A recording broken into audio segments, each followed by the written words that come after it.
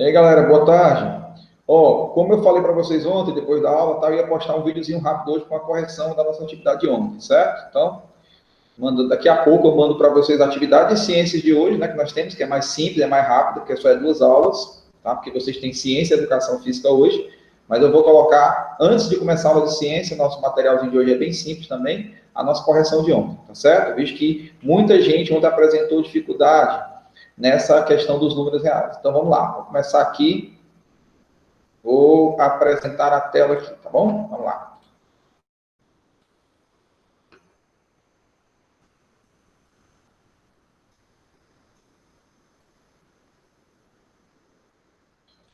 Ok? Apresentando aqui a tela, vamos à nossa atividade, tá, pessoal? Primeira pergunta da atividade nossa lá, da página 22, exercícios 1, 2 e 3, era para vocês identificarem a que conjunto os números pertenciam, né?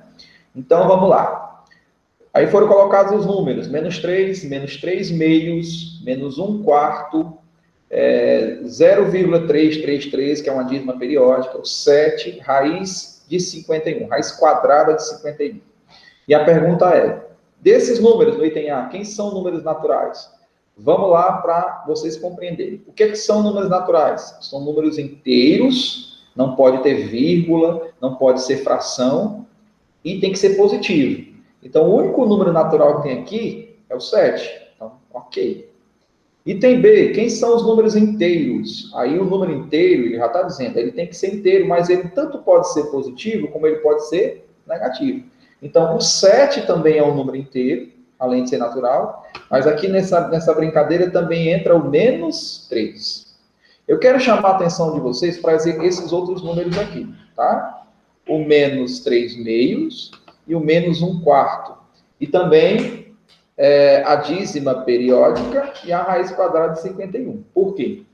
Para descobrir se um número fracionário ele é inteiro ou não, ou se ele pode ser um número inteiro, nós temos que dividir. Então, se você dividir menos 3 por 2, né, R$3 dividido por 2 dá 1,50, né, dá 1,5. Já não é um número inteiro, apesar de ser negativo.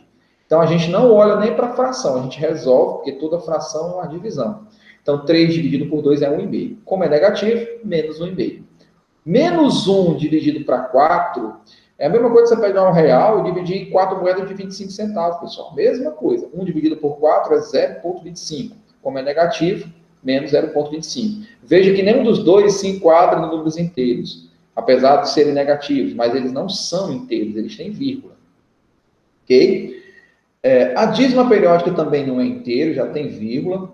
E a raiz quadrada de 51 é aproximadamente 7,1. Além de não ser um número inteiro, ainda é um número que não tem valor exato, é um valor aproximado.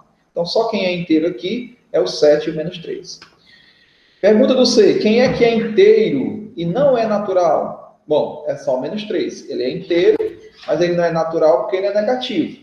Beleza? Porque o número natural tem que ser positivo.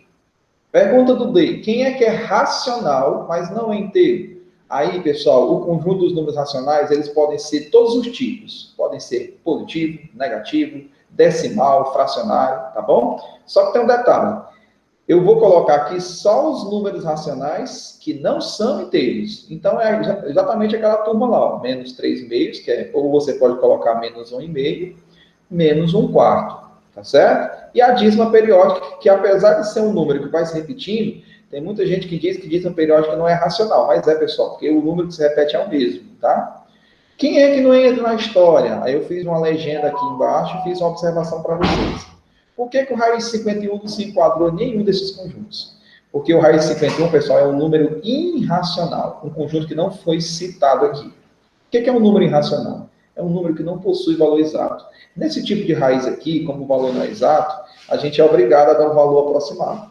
Então, esse número, se a gente for fazer na calculadora, eu vou apresentar para vocês aqui, se eu fizer a raiz quadrada de 51, olha o que acontece. Dá um número infinito, né? Aparece no visor da calculadora. E a gente é obrigado a aproximar. Eu aproximei aqui para 7,1.